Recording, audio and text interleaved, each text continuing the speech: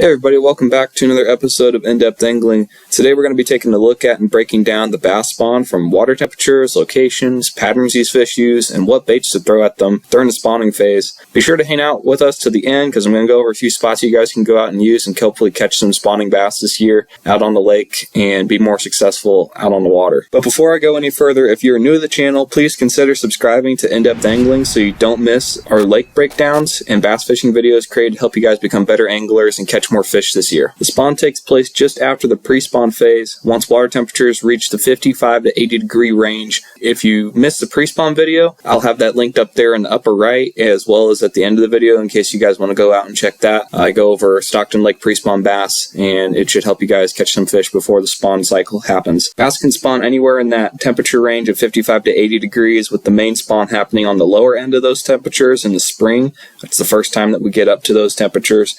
The first full moon in the spring, once we reach that mid-50s mark in temperature, is the big spawn cycle. Not all fish go up to spawn at once in case something catastrophic happened. Some bass might spawn on the full moon in April, some bass might spawn on the full moon in May, some will spawn in June, some will spawn in July. It's whenever we have a full moon and that water temperature is still in that range. Usually by the time we get to August, the water temperatures are too warm and they can't spawn again, and that's usually it. So usually we have about 3 or 4 spawns in Missouri before that water temperature gets above 80 degrees. There will be some bass in the post-spawn phase, bass in the spawn phase, and bass in the pre-spawn phase on all of the same body of water. Stockton Lake has 298 miles of shoreline created by a dam at the north end of the lake, and 2 major channels created from the damming of the Sac and Little Sac Arm, and they merge down here into a V shape towards the end of the lake over here. I'll zoom in for you guys so you can see what I'm talking about exactly. There's where the 2 channels move in together. There's a couple islands out here in the middle of the lake, and here's the dam down here towards the northern end of the lake. Because Stockton is such a big lake with varying depths and widths of channel, the lake heats up unevenly, so the water temperature can vary greatly across it. On these upper river arms over here on the Little Sac and the Sac River, the channels are a lot narrower. They're also, as you can see just by the color of that, they're a lot more blue in the mapping here, indicating it's a shallower channel overall.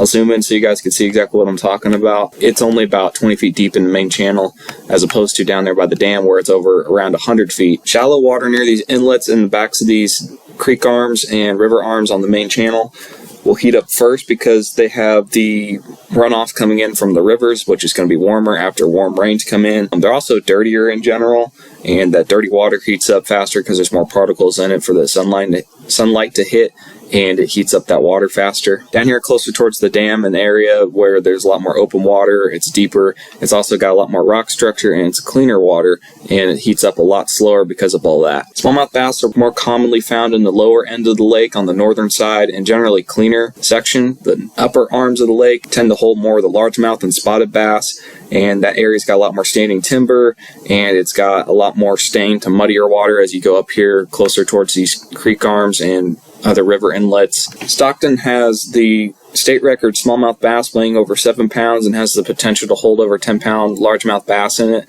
So this is a very big fish lake that can hold some real giant bruisers in there for the Ozarks. An electrofishing survey done by the Missouri Department of Conservation found 24% of the bass in the Big Sac arm of the lake were over the 15-inch length limit, and 31% are over the length limit in the Little Sac arm of the lake. So there's still a good population. About 1 in every 4 bass you're going to catch is going to be over 15 inches in this lake, and that's pretty good for an Ozark lake. Stockton Lake has a tendency to flood during the spring, creating a large area of shoreline with flooded brush, and this can be very productive to catch bass out of, as long as you can find what brush is holding fish, as they go up shallow to make beds. The bass look for small rock, pea gravel, and sandy bottoms to go to in protected pockets to make beds and spawn. In this area right here, you can just see all the different flooded timber that's there because of the lake being up in the spring. This is a little bit before the leaves come on, but there's also, you can kind of tell just by looking back here, that there's a little bit of some gravelly shoreline that's back in here next to where this creek inlet's at, and that is kind of all over the place in these backs of these coves. Those are going to be protected areas I'm going to go and try to look for. Some more little protected pockets. Doesn't have to be the very, very back. It could be a pocket towards the back. Very good areas to find some of these fish. As you can see, there's still some rocky shoreline that's there, but it's not giant rocks, like no boulders and stuff. Those are going to be key areas that those fish are going to go up to spawn at. and they have a good amount of cover around in the area too for those fry to live in after they hatch. We're going to be looking for areas at the backs of coves that are near deep water access first. So I really like this area here that's got this old creek channel that comes right up here against the bank. It's going to be an area those bass are going to go back to stage up for pre-spawn, and here's a spawning pocket for them to go into, and there's also lots of spawning ground towards the back of this area here and some more flooded timber.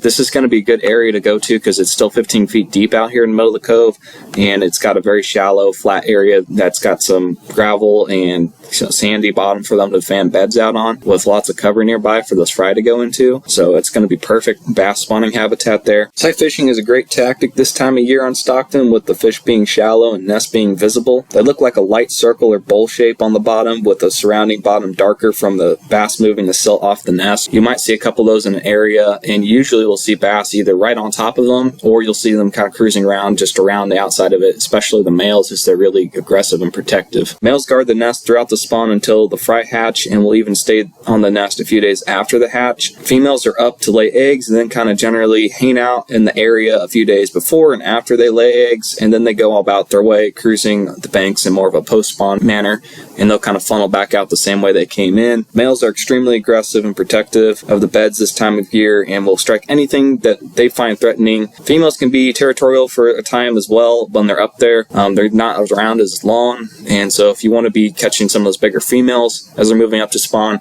you got to hit the right window while they're up there.